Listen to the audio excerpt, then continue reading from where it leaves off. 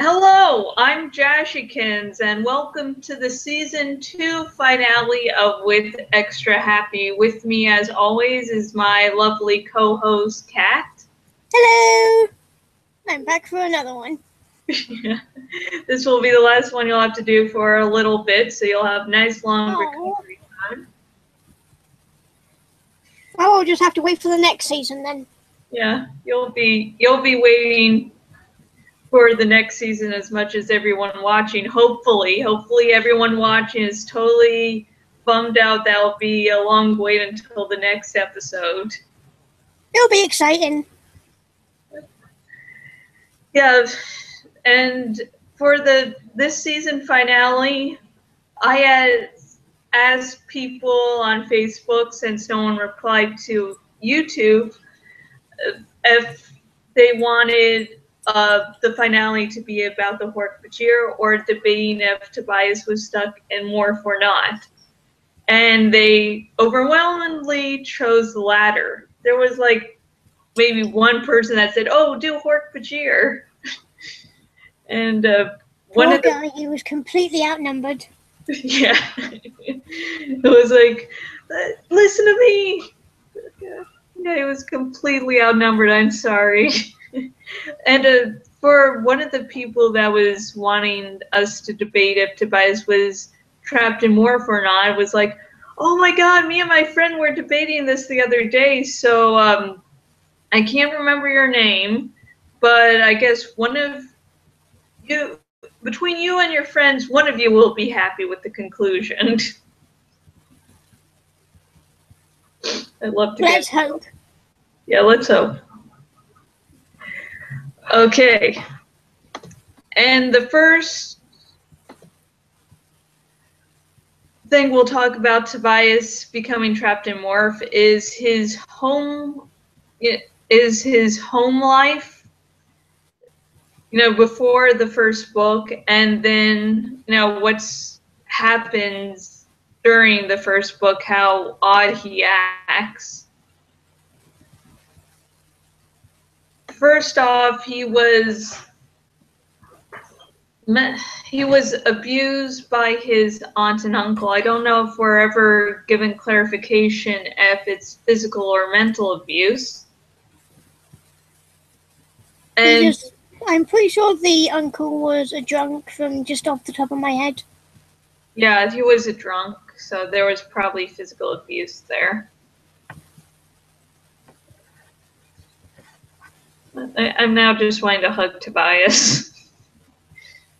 It's going to get worse.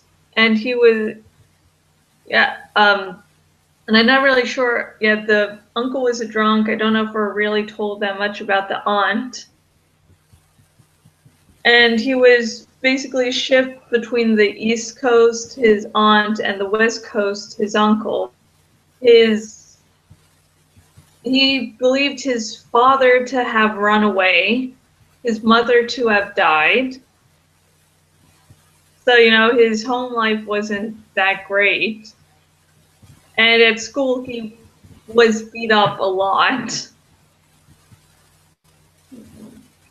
Number 33, during one of Tobias's little hallucinations, he talked about, just walking home and afraid that the bully is going to be on the sidewalk to meet him and beat him up.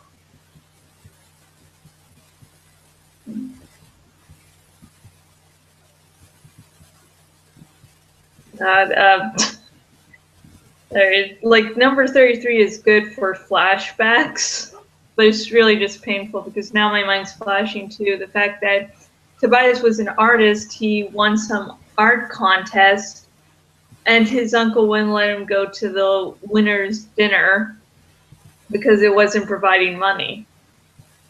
And then Tobias looks out the house window and he sees this mother and her daughter getting out of the car, the daughter crumbling her drawing up because she thinks it's crappy, and then the mother, uncurling it and smoothing it out like it's a precious treasure. And Tobias wondering why he can't have that life. But what do you think of Tobias's actions in the first book before the attack on the Earth Pool?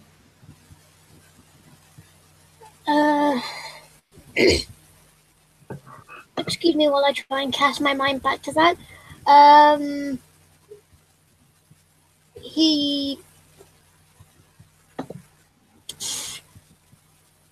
actually can't remember what he was like before he got trapped. Aside from timid, no, I can't remember what he did in book 1. I'm so sorry. It's okay.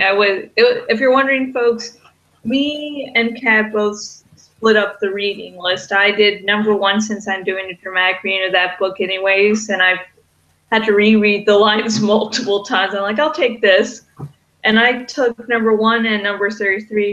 She took number 13 and 43. 43. So yeah. But in the first book, when Tobias morphed a hawk at any point, he seemed very, very reluctant to demorph. And Marco makes a comment as they're going into the Yerk pool that as Tobias is commenting on how could anybody be a voluntary controller and blah, blah, blah. And Marco points out, hey, isn't that what you're doing in the fucking hawk morph? And that insults him, and Tobias flies away for a little bit. And before the attack on the Earth Pool, he was already in morph, seeming that he was already trying to play the clock so that whatever happens, he'd be like, oops, I ran out of time. That I didn't think about. That's a good point. I thought he was just trying to be useful and then kind of went, oh, crap, didn't want to do this. It's like, yeah, he wanted to, I think the actions in book 1 of him trying to stay in hawk morph longer, like going on the beach saying, hey, I can fly above, and then him going, oh, wait, I don't have, any clothing, so I'm going to appear naked. Like, just making all these excuses, try not to demorph. And then the fact that he had a horrible home life, he probably was like, I'm going to escape in hawk morph. And then once he escaped in hawk morph, he realized there were some... Take everything for granted. Yeah, it's like in the third book, he like points out some things that are like, there are just some things being a hawk that like you don't take showers, you don't sleep in late, you don't wear a watch.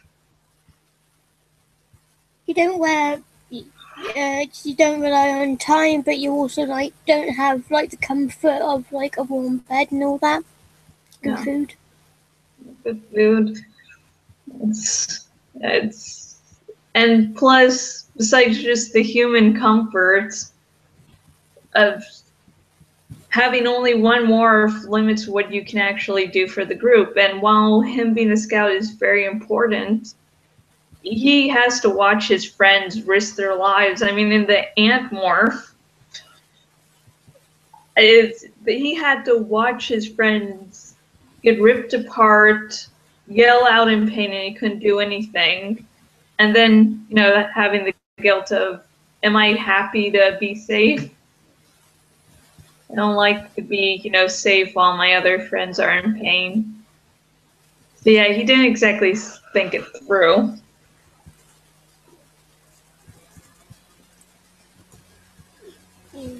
I would say something, but whatever I had just flew out the window. It's like, yeah, I'm in pain now. And like, talking about Tobias, this will be easy. No! My field, I can't handle this. I can't do it. Abort, I'm going. Cat, all up to you now. Okay, I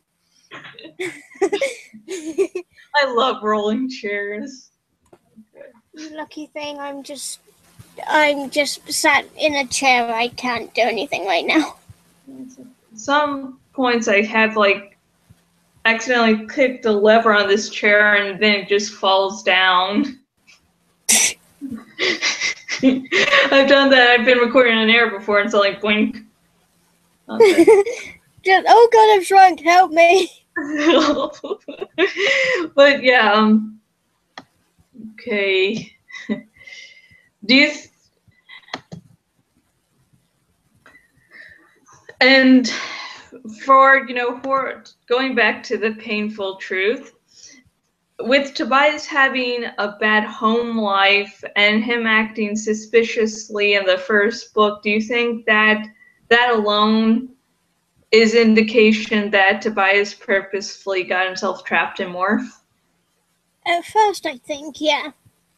I think might just be me, but at the moment I'm kind of thinking that it kind of like depends on various factors, and then like at times it's just like, yeah, I'm really glad that I did this, and then other times it's just like, I wish I hadn't done this now. Yeah, he goes through definitely fluctuations depending on the time. I was told by someone that, like, I guess I was playing too depressive of a Tobias, and it's just like Tobias never fully accepts himself, but there's still those fluctuations of times, and it's like, what the hell did I do? And even in book 33, there's a lot of confusion there. Yeah. Yeah, it definitely fluctuates. I just realized that my question of did he really get trapped in the Yeerk pool or was that an excuse is basically the topic of the whole podcast. Yes, it is. I just realized that. Yeah. Okay, we'll mark that as just a question mark besides that because I'm an idiot. Okay.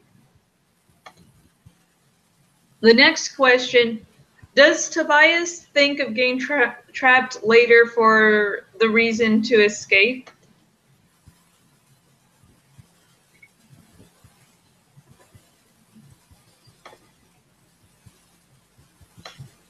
I'm probably just being dumb, but I'm trying to understand the question right. So I'm kind of hoping that you're asking, do you think he sees his trapping as his way to escape his previous life?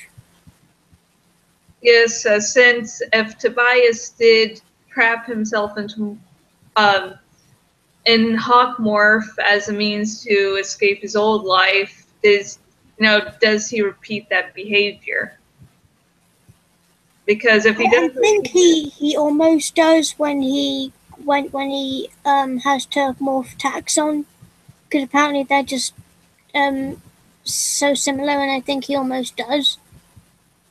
Because from what I picked out, the taxon mind is just so busy that he can just drown himself out. the taxon morph, the species that collectively decided we're going to become trapped as snakes after the war.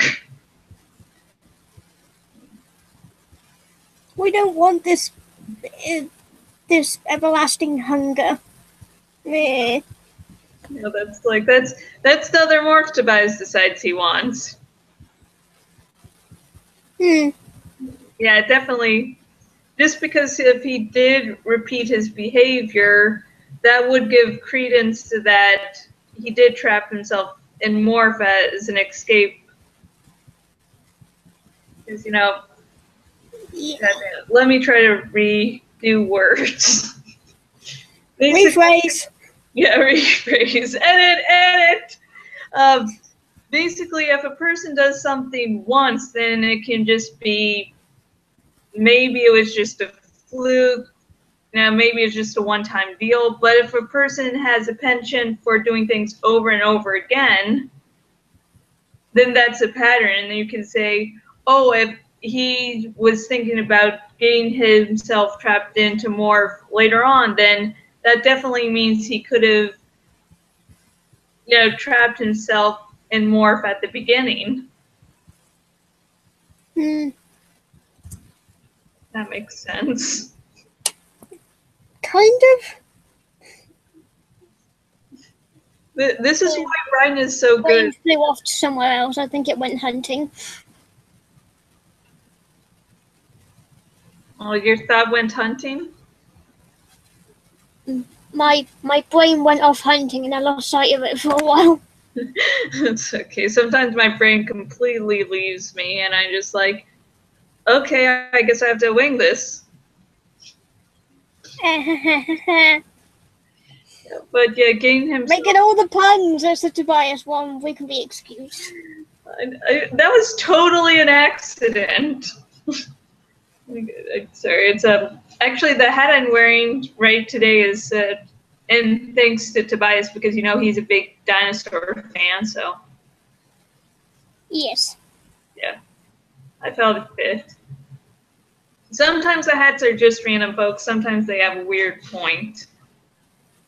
So, yeah, but Tobias getting himself trapped into morph, wanting to get himself trapped into morph again, and with the taxon, it definitely shows a lack of impulse control.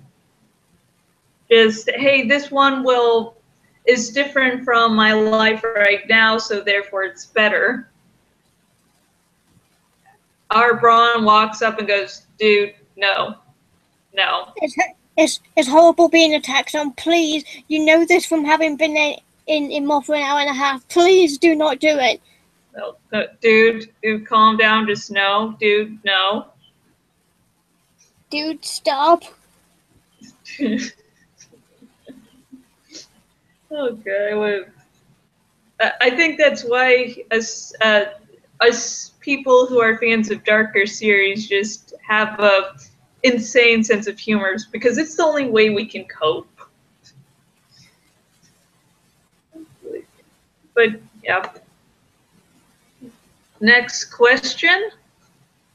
Okay, let me get to the questions. Okay. In number 13, the Elmis gives Tobias back his ability to morph. And he does this as a payment for leading the Free Hawkward to the valley.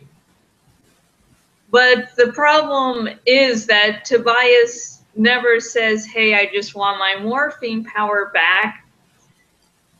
And or whether I just want to be human again.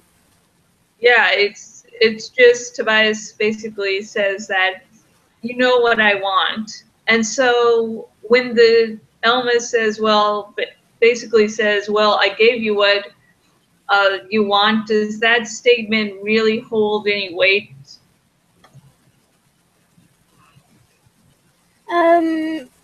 Well, since Tobias never really clearly states what he wanted, I think the Elmis just kind of took it upon himself to either assume or manipulate his thinking, maybe. What do you mean by manipulate his feelings? I had a good point earlier and I can't remember it. I can probably turn on Facebook again and try to find it. Yep. Sorry, people. Hang on a second. Okay. Open new window. Okay. Yeah. Folks, number 13, really happy book. Animorph series, totally happy. Okay, also. Totally happy. Death and depression and enslavement and yeah. We talked a lot. Still wasn't then. Yep.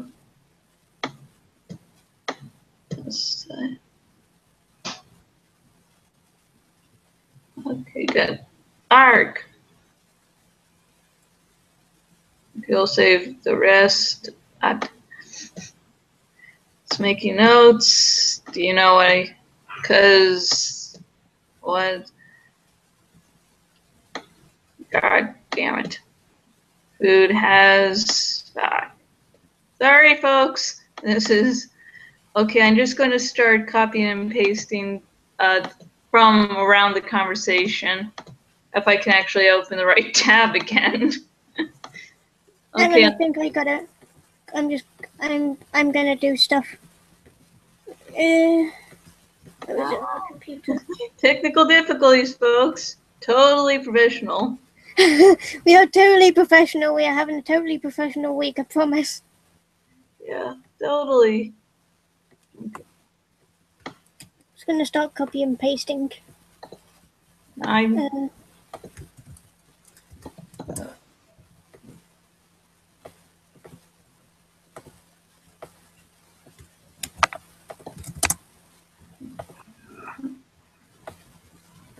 Okay, you're doing the copying and pasting. Okay. I was looking through our conversation. Okay. God. Okay. This is... Yay! Tobias is all happy and shit. Yay! Yeah, he's perfectly happy with life right now. Look how happy he is. Look how happy he sounds. Listen how happy he sounds. I don't know. Oh, good. I need a Tobias little stuffed plushie of a red-tailed hawk. I have different birds, but not a red-tailed hawk. Oh, you're missing one and the collection will be complete. I have a bunch of bald eagles, actually. Well, we can beat Rachel. Yeah, multiple Rachels. Oh no. Have you finished?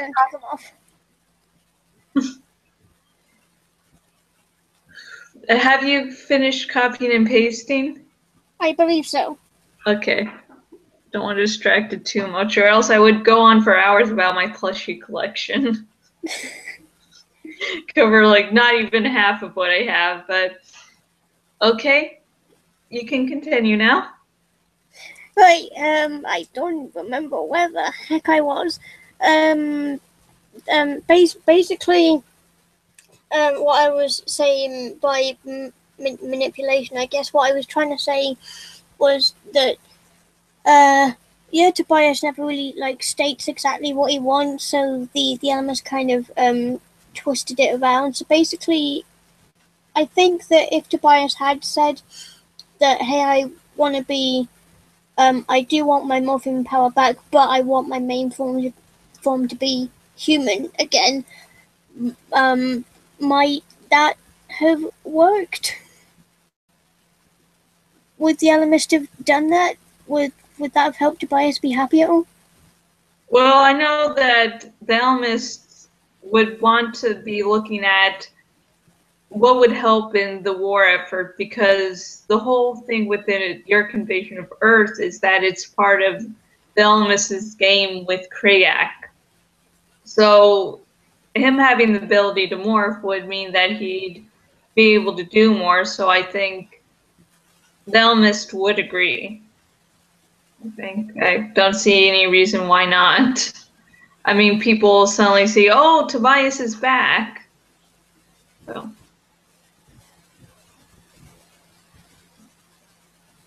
Yeah, I think I wouldn't see any real reason why he couldn't.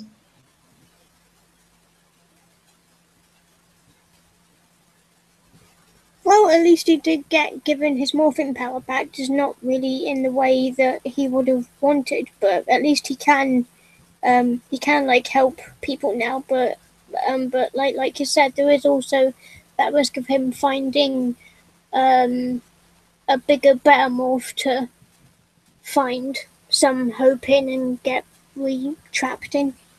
I never brought up that point, but that is actually a good point. If he has this thing of being trapped in more, it could happen again. He could be human for a while and then just stress out and get trapped in red-tailed hawk morph again, and the Elmis would be going like, dude. Why? I am now returning your morphing powers again. You screwed up again, dude. I'm just done.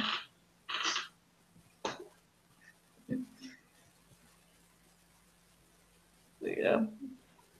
Playing a devil's advocate for the Ellimist, I believe in the 13th book that Tobias was more focused on being human, and didn't really seem to relate the morphing powers to becoming human again. Yeah, that's what I picked up from it. He was really just kind of thinking that he'd been taking being human for granted, and yeah.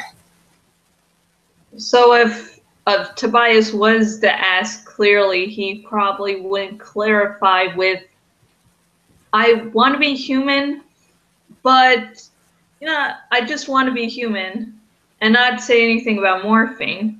So I think when the Ellimist did see that he was so damn focused on just being human that he's like, I need to get him his morphing power back, because without the morphing power, he's going to be useless in a fight. And he's going to be stuck in this frame of mind of feeling useless and like missing any other chance that he has of being a part of the fight. Yeah. And maybe he didn't give Tobias his human body back and his ability to morph, so that he didn't give him his human body back, but it wasn't his usual form. And so I think the Ellimist kept Tobias's main form as a hawk, as maybe a little bit of punishment for going dude. Yeah. But then at least like this, he has the ability to like be human for a little bit at a time, and for the most of the rest of the time he's still got the freedom that he didn't have when he was stuck as a human. Yeah. And also, as we were talking earlier about Tobias using getting trapped in morphs as an escape, that's sort of what he was thinking of doing in number 13. Yeah. It's like, I think we found a trait about Tobias that I haven't thought about before. Chronic non-flit. Let's put that in the Animorphs dictionary. Yeah, chronic. Tobias is a chronic non-flit, and it's very rare to happen because most people don't ever regain their ability to morph. Only known sufferer, Tobias.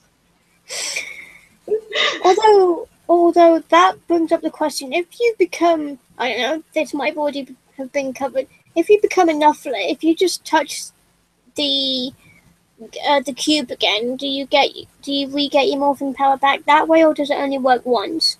It only works once, or else, becoming a non-flit wouldn't be such a bad thing. It'd just be like, oh shit, guess we better have you use the scaffold device again. Yeah. Like, the Andalites would have, figured out that, hey, we can just regain the ability to morph again. The Earths, with their Andalite spies, would have found it out.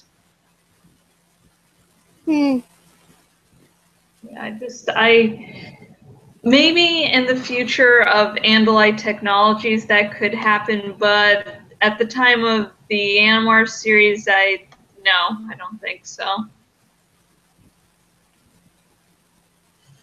I guess we'll just have to, well, I would say we'll just have to wait and see, but there's not really much of a sequel. Let's sound for this. Everyone just go off to Twitter and ask her about it. Like, one or two people might do that.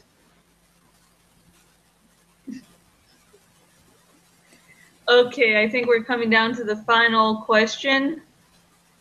Okay, this probably is going to be more on me, since I'm the one who read the number 33, aka the book where Tobias gets tortured. Which I haven't read in a long time, so I have pretty much no information to go off here. It's horrible. It's like, this is near the very start of the torture. He shits himself. He's getting tortured so badly, he's getting, feared, and near the beginning, he shits himself. In a kid's book. Well, that seems to be just a natural response. I know, but still, it's a fucking kid's book. You don't have your heroes shit themselves. And so I just, like, put down the book for a good 5 minutes and just stared into the abyss. What the fuck did I just read? Why am I doing this? I mean, I told my fiance, Reb Resner, and he's like, Josh, you can just not read the book. I'm like, no, I can't. I love it.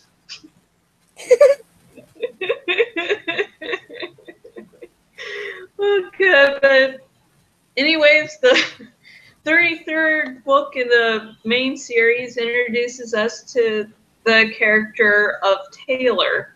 Taylor is a sub-fisher. Fucking God, so Taylor, okay, trying to get thoughts centered around, yeah. Taylor is a complicated character. As a human, she was really beautiful, and so once a fire happened where I think it might have been started by the Yerks. If we ever do a Taylor-centered episode, because she definitely deserves her own episode,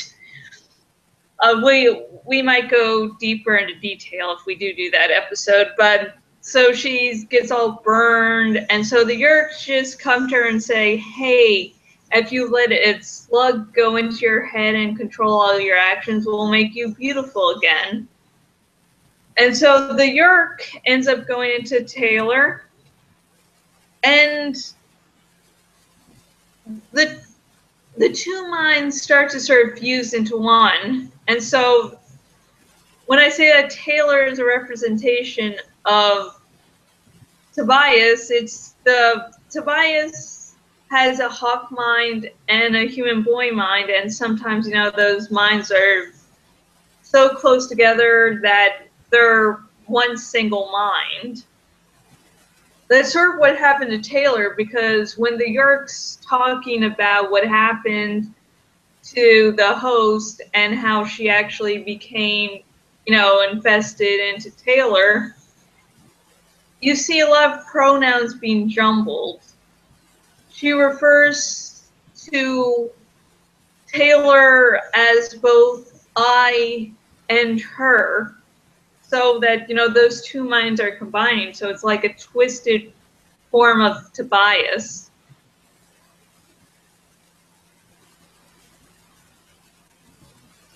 Yeah.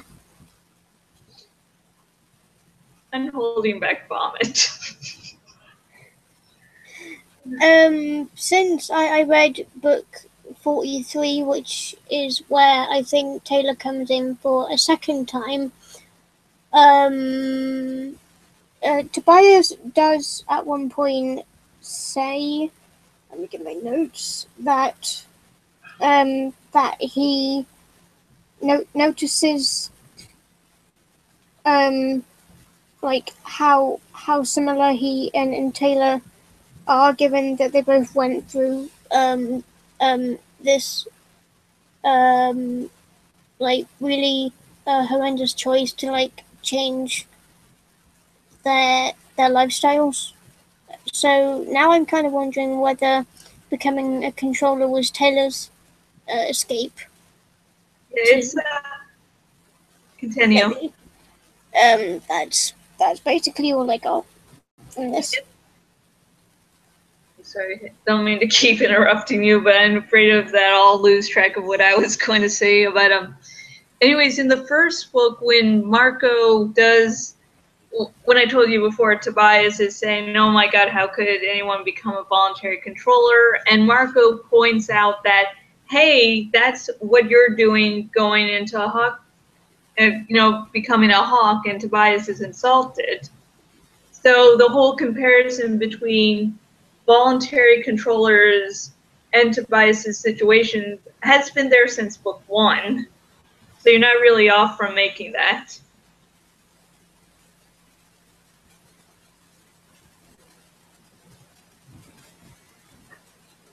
I have no comments for that. I'm not even sure I noticed that. As I said, it's like doing the dramatic reading, you sort of focus a little bit more than you normally would while reading because you have to go over and over again. Yeah. So yeah, it's just, I don't know. I think I've sort of nailed down my Visher 3 voice a little bit. So I'm proud of that. It's fun being him. Cruel, evil. There's a person I don't like who's sort of arrogant. So I just like, I just focus on that the whole attitude of arrogance, and I'm able to, I'm having fun with Visher 3 now. I will have to give that a listen. Yeah. Maybe it's during the start, yeah, a little bumpy at times, but it's good. But, okay, I think this really concludes the debate. So, Kat, what's your final conclusion? Did Tobias, hang on. Bless you. Thank you. So what's your final, thank you.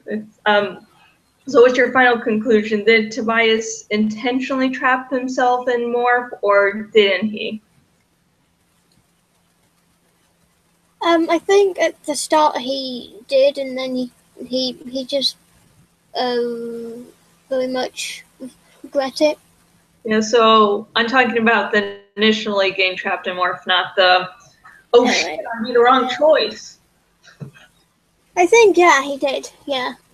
Yeah, I will agree that he definitely did, like, this wasn't the best idea. I mean, number 3 is all about him accepting himself as a hawk, accepting his lifestyle. Yes, he regrets the choice still after that, but that's the book where he's like, okay, I've worked my shit out, for the most part.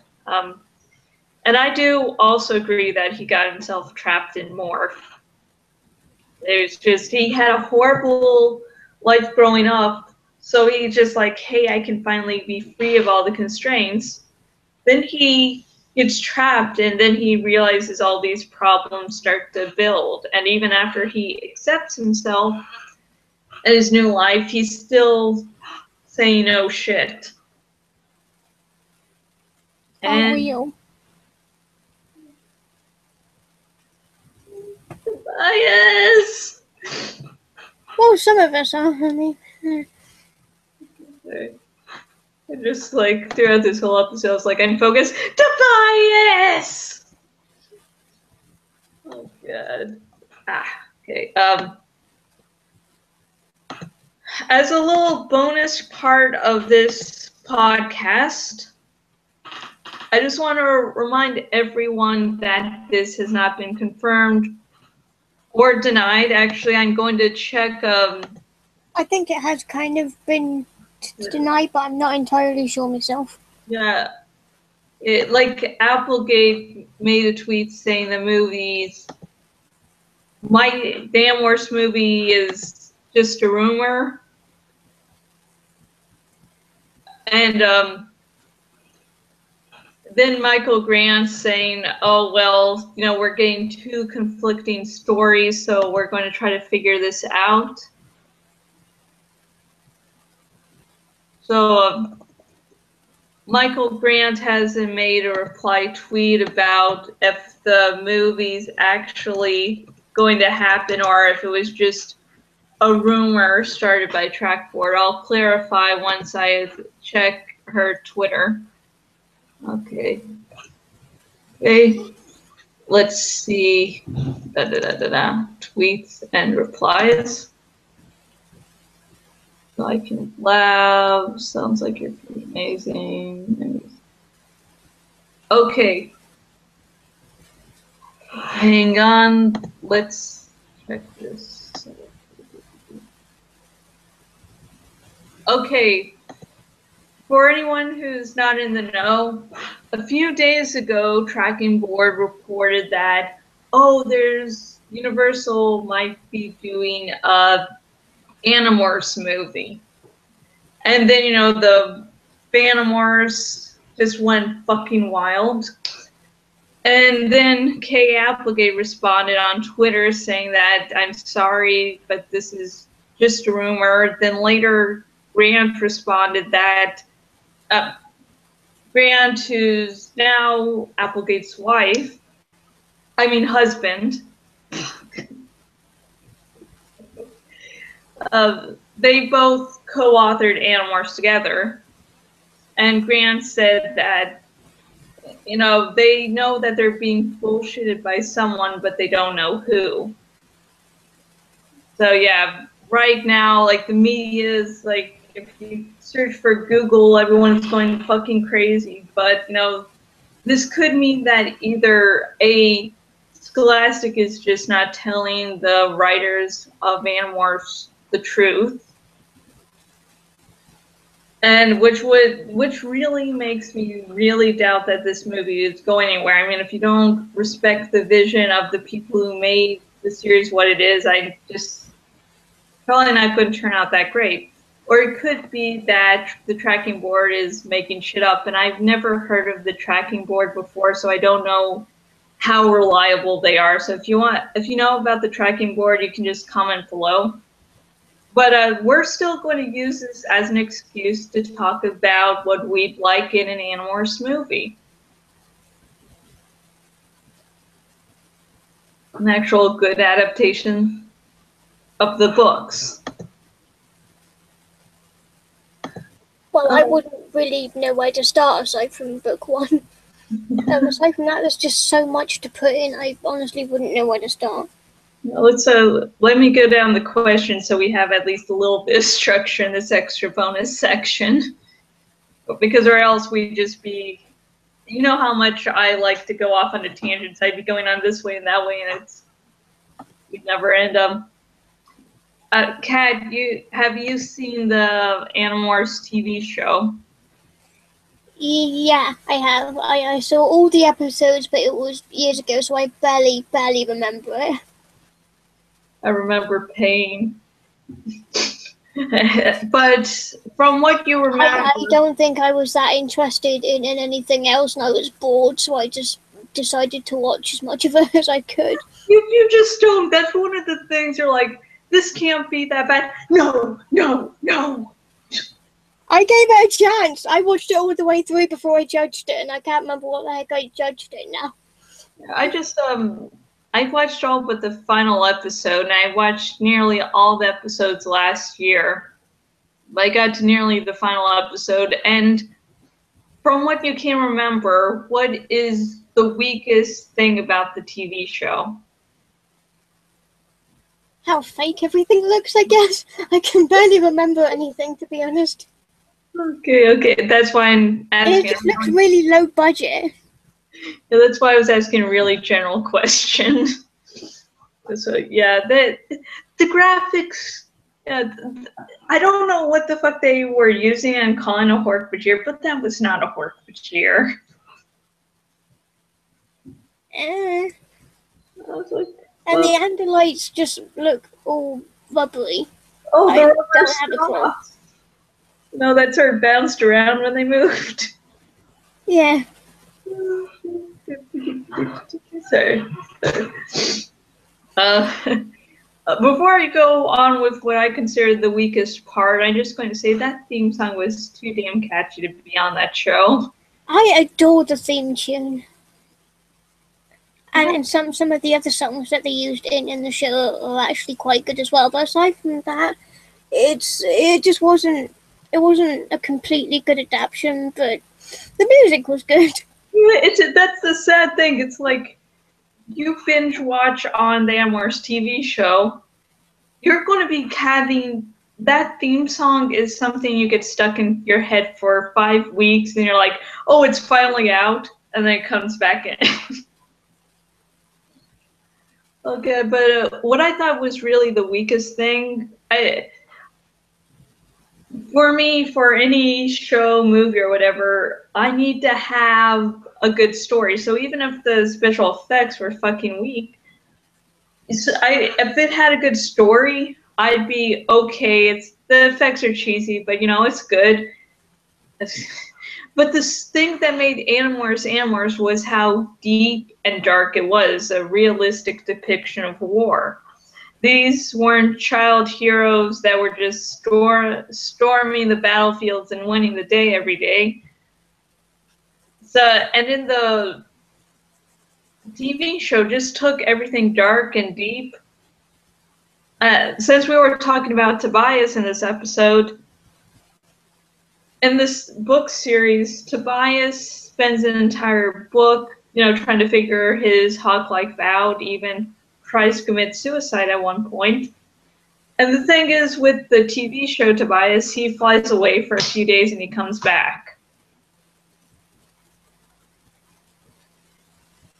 Like, that shows absolutely nothing of real worth. I'm sorry, I'm going to start going into a rage if I suddenly fly through that window over there. It's because of that. Not just the Tobias whole storyline, but anything deep and dark. It's for kids. They have to be nice and happy.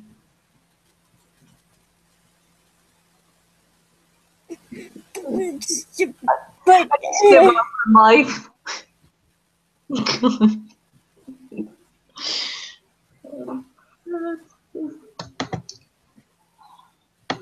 Okay, for the next question, for any adaptation, there's always going to be material that's going to need to be dropped because it might, work fine on the page, but when you adapt it to the little or big screen, it doesn't really work as well because books and TV shows and movies are 3 different mediums. So things are going to have to be cut, and some things are going to have to be added in. And what do you think are the things that should be added and or deleted from the series to, be a good movie and show watching experience?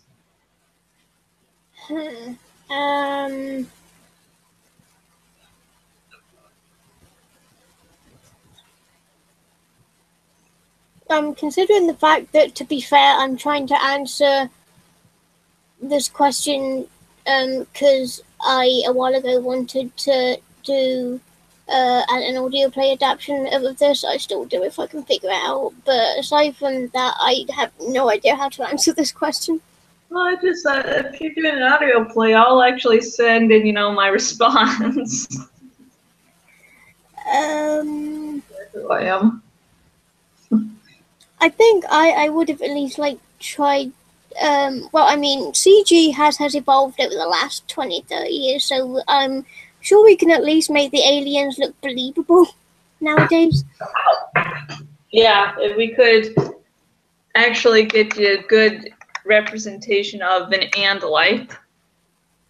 And a Hawkward, and get actual taxons. Oh, and not have the Yerks look like slugs, like proper slugs. They look like proper slugs? In the TV show, yeah. It's like, I think from the first book, Marco's like, ew, it looks like a wad of chewing gum. Yeah, in the TV show, they just used a slug. They look tasty. Sorry, I'm hungry. I'm sort of going into axe mode here. Please don't. I don't have any buttons. Okay, but yeah, what would you make the Yerks look like? How how the heck do I describe this?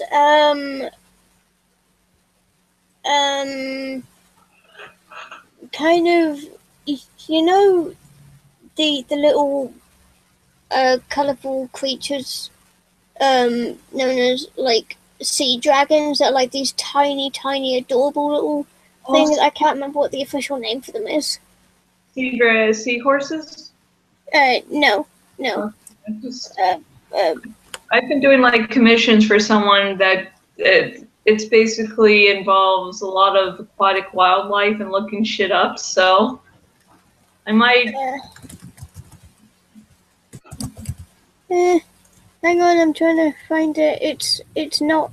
Oh, I want to think the name begins with B, but it's not a seahorse.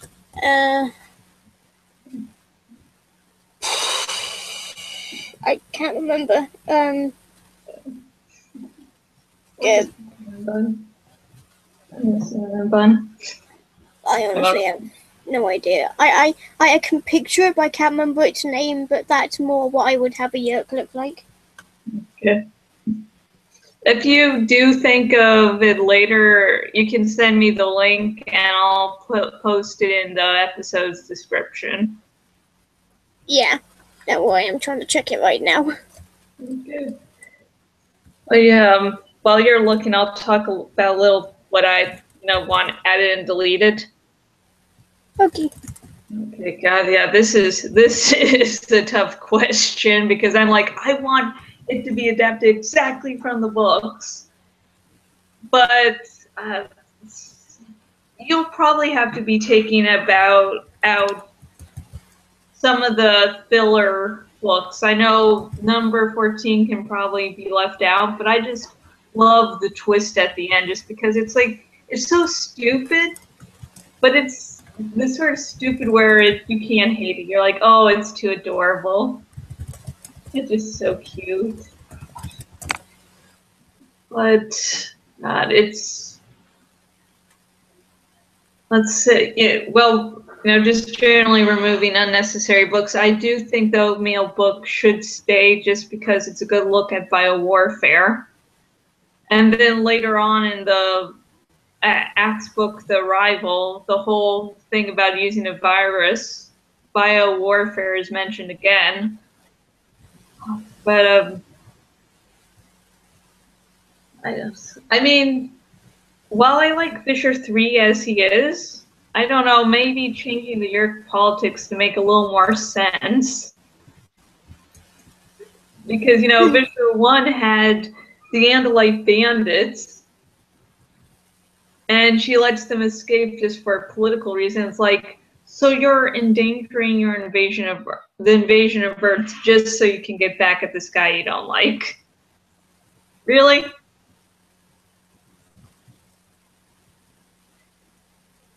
And, it's a book for kids, so Fisher 3 being a little cartoony is okay. But, if you're going to do an adaptation, it'd be nice to have him actually be, out of control, snarky, but, actually show that he is a general. Like, I can do shit. Not, how the hell did you get into this position?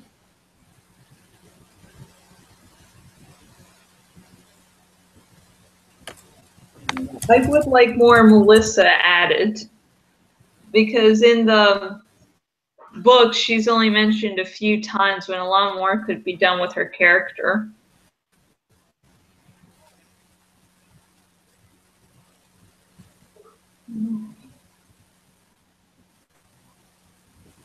Sorry, I'm really deep in the search for this thing that I'm thinking of. I know, that's why I'm continuing to talk. Just interrupt me whenever you want. She's on the hunt. I think the closest I'm gonna get is something called the nudie branch. Not entirely sure. I think that's about as close as I'm gonna get. What's its name? I'm gonna put it in the. There you go. Okay, nudie branch. I'm sorry, mine. That sounds funky. Awesome. It's very, very colourful. Why would you think that the Yeerks are a colorful species? Well, I wouldn't say that the Yeerks are as colourful. I do kind of see them more like yellow, with like maybe a stripe or two down their back of a different colour. Not entirely sure. That's just my image of it, though. I know. Headcanons are good. It's like, but... Okay, so anything else you'd want added or deleted? No. I'm good. Okay.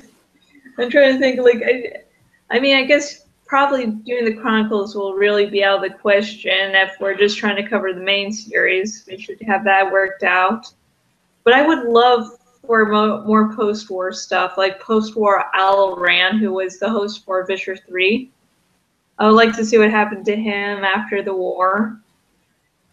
I'd like to maybe hear more about how the Hawkward are doing, some of the films that Marco did. Mm-hmm. Like, were there any surviving auxiliary animorphs? And what were their lives like?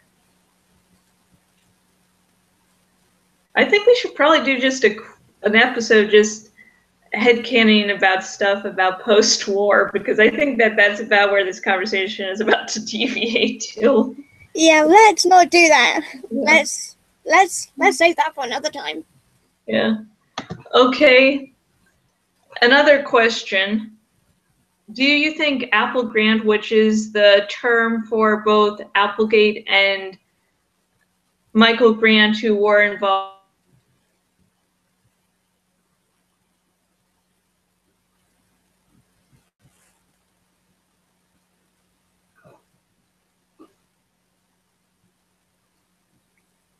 I can't tell you. Oh, right. I'm sorry. It completely froze for me, and I didn't get anything at all. Okay, sorry.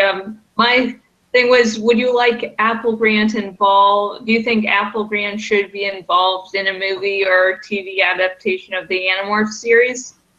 I would say yeah, seeing as how like they're the creators, so they know what they're doing. Yeah, I also agree, because they're the people with the vision. And I believe they weren't involved in the TV show, and look what the hell happened. I mean, there were the two main people I liked in that show was the original guy who played the human morph for Visher 3, because he just seemed as out of control and cartoony as Visher 3 was. And then there was Christopher Rao, who played Tobias. And both were great in their roles, but the problem was that the script was crap. And, if Apple Grant was involved, there could have been a great script for those folks to work with. Yeah. I completely agree. Tobias. Okay, since I don't really do fan casting and Kat doesn't really either, we're just going to really glance over. So if you have any opinions on who should play who should be directing, who should do this or that in the series, and other adaptation, please comment below. So, Kat, who do you have any fan castings for any of the actors or actress? Hang on, let me rephrase that. Do you have any fan casting for any of the characters, and do you have anyone that you would just love to direct the movie or TV show? Well, I kind of think that Apple Grant should be directing. But as for like actual directors, I don't really know many of them, so I don't have an opinion on that. For casting,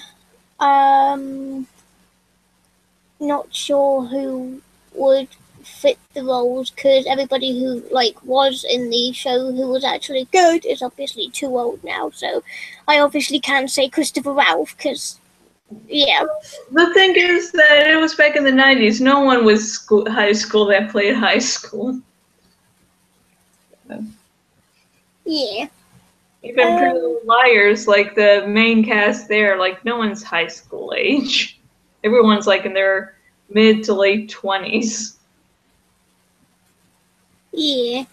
I don't really have anyone in mind. No, I don't have anyone in mind. Yeah.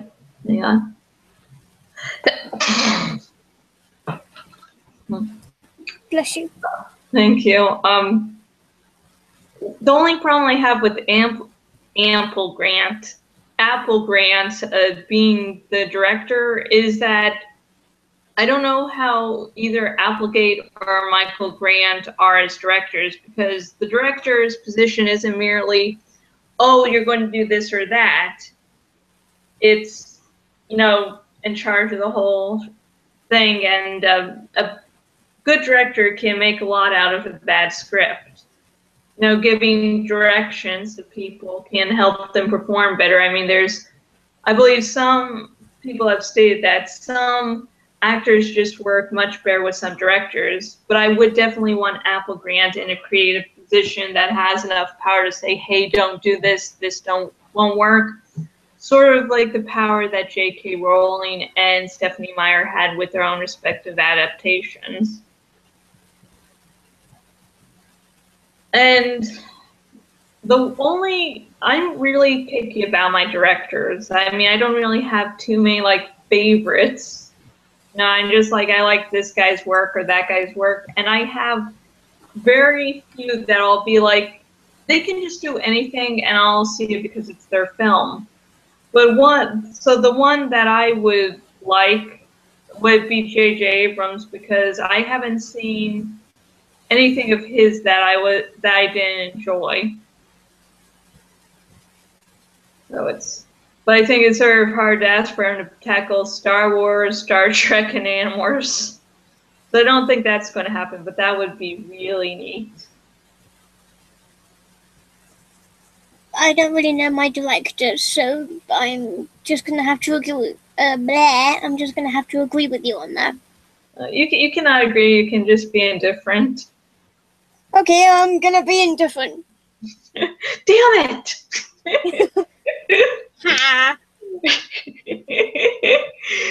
But and I'm really picky with my fan casting too. I don't really fan cast a lot. I mean, one of my fan casting choices for a different series for Harry Dresden from the Dresden Files is Timothy Oliphant. But for Animorphs, I do have one that I'm dead certain that I would think would be awesome for the role. Would be Chloe Grace Moretz for the role of Rachel. Now she's done action roles in the past. She can do a good normal girl and a girl that just wants to draw blood. So she can sort of give Rachel the complexity that she needs. And plus, I don't share this. Well, I've heard other people say that she looks good, so Rachel is really supposed to be like a supermodel sort of looking girl. So, yeah, that's my own. Indifferent. Different. You should check out some of her work if you haven't seen any, just to see what I'm talking about. I think she's most known for her roles in the Kick-Ass movies. And she was actually, in my opinion, she was good in the Carrie adaptation. I haven't seen that. I've seen one Kick-Ass movie, so I know who you're talking about now. Yeah. So, everyone watching, what are your opinions on what you would like to see in an Animorphs movie? What do you think should be added or deleted for an adaptation? do you have any fan casting of your own? So, comment below. And this is the season 2 finale of With Extra Happy.